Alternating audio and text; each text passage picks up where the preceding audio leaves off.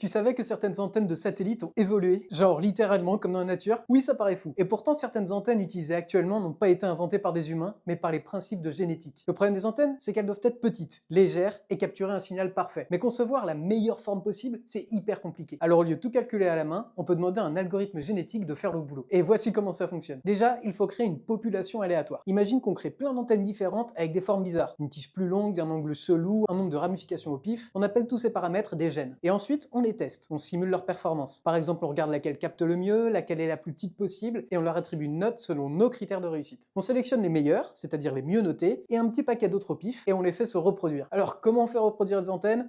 Non, on mélange juste leurs gènes, les trucs qu'on a vus à l'étape 1, et on ajoute des petites mutations par-ci par-là. Et enfin, on recommence, on répète, et à chaque génération, on devrait s'approcher d'un résultat optimal. Enfin, optimal, on sait pas, on s'arrête quand ça nous suffit, et quand ça tourne depuis trop longtemps sans avancer. À la fin, on obtient une antenne qui n'a aucun sens pour un humain, mais qui est incroyablement efficace. Et je n'invente rien, la NASA a utilisé cette technique dans les années 2000 pour concevoir une antenne ultra performante pour ses satellites. Cette forme chelou aurait été difficile à prévoir autrement. C'est marrant d'imaginer faire évoluer des solutions plutôt que de les concevoir. Et c'est utilisé dans plusieurs secteurs, l'aéronautique ou le jeu vidéo par exemple. Et si ce genre d'infos t'intéresse, abonne-toi.